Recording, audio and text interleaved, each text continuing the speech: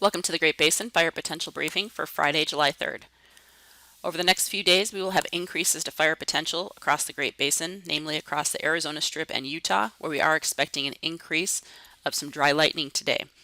Storms will be isolated to widely scattered, but we are not expecting much precipitation, and we will see very gusty outflow winds associated with these storms today.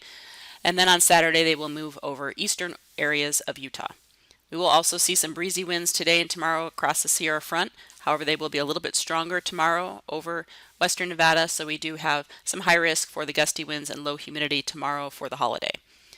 Otherwise, quieter conditions on Sunday, and then winds will increase again next week. Looking at the last 24 hours, we had some isolated thunderstorms over northeast Nevada, up into far northwest Utah and eastern Idaho, and these thunderstorms produce very little precipitation. However, some of these areas' fuels have been moistened recently with cooler temperatures and some wet weather.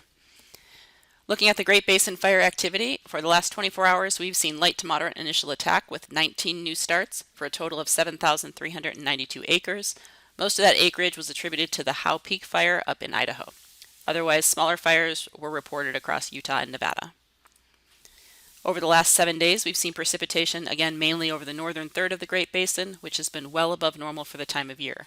However, very dry conditions have continued for several weeks over southern areas of the Great Basin and over areas in the west. Current ERCs are above the 80th to 90th percentile over the southern half of the Great Basin and are rising over the rest of Nevada and Utah. However, still remain quite low across Idaho just due to wetter and cooler conditions. But we will see drier conditions move across Idaho, so we will see fuels start to dry out over the weekend. 100-hour fuel moisture is most critical over the southern half of the Great Basin, and it's these areas that we're experiencing most of our large fires and also where we'll see the biggest threat from dry lightning moving through the next couple of days.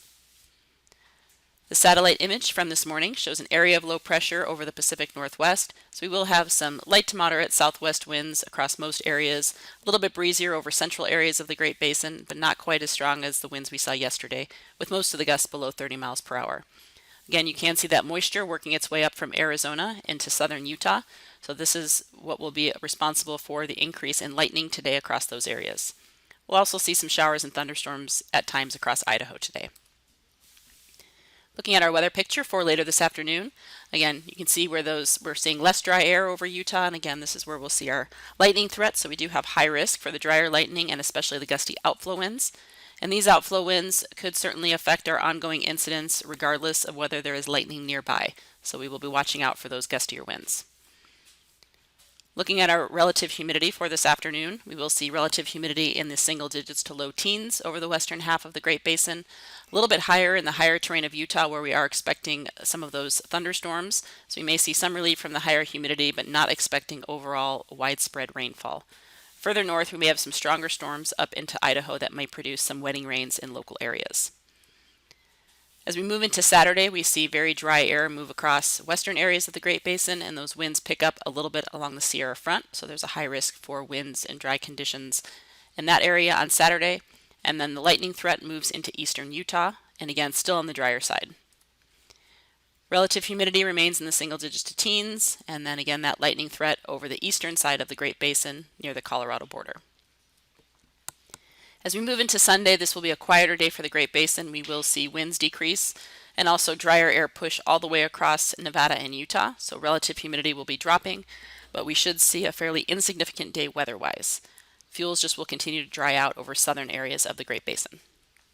Relative humidity drops into the single digits across most areas of Nevada and Utah, and again, winds more light to moderate, most wind gusts below about 25 miles per hour.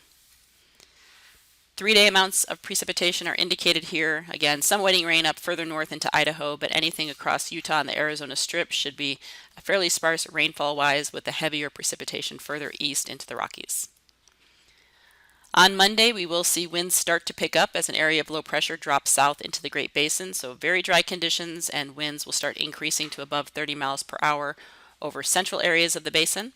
However, it's Tuesday that will likely be our strongest winds in a most widespread fashion, covering much of central and eastern areas of the Great Basin. However, we'll likely see these winds also over central and western Nevada, so we'll be watching that.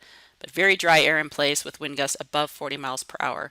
So again, very critical just with the winds on its own, but also affecting ongoing incidents, and then any incidents we pick up with the lightning or any holdovers possibly from the lightning will be likely next week.